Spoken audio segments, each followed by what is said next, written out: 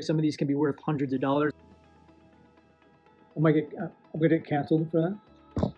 Well, here we are again in my office, and we're back to talk about some more eBay dirty pro tips. This week we're going to talk about old stuff. Old stuff. I'm talking about late 1990s. Just looks really old. Looks old. Don't know, but it's old. Like me. Just hop into a few older things that I found out in the wilds at garage sales this past month. Old hats, especially popular brands like Caterpillar or old vintage sports teams or John Deere. Some of those things are worth hundreds of dollars. How do you know it's vintage? Most of the time you can tell by the tag. This is an old Nissan cap. It's gonna fetch me about 25 bucks. You can get old hats for super cheap, like 50 cents, $1 or $2. So this is gonna be a good score. Now this old tennis ball tin is 50 cents, maybe 75 cents. Even though it's empty, it's worth about $15. If it had Poncho's balls in here, we're talking about $25, $30. So that indicates that Poncho's balls are only worth about $10 to $15. And I know my balls are worth a lot more than that to me. Old belt buckles, I got it for a quarter. This one's not worth too much, like $10 or $15. Some mandolin player out there, maybe his pants are dropping right now. He needs a belt buckle, so he's gonna come pick this up for me. Look out for Cross. They make pens and pencils. The old stuff, again, I hope you're seeing the theme here. Some of these things can be worth hundreds of dollars. Most of the time they have some sort of indicator or like model number.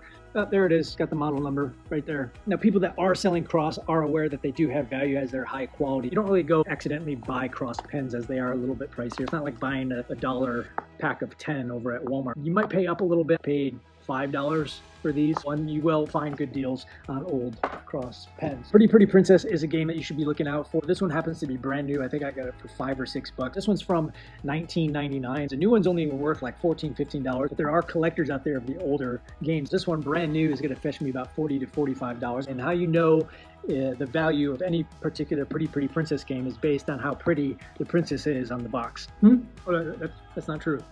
Really? Really? I'm gonna get canceled for that? Huh. That is actually not how the value of these games work. And princesses and non-princesses alike are all very, very pretty.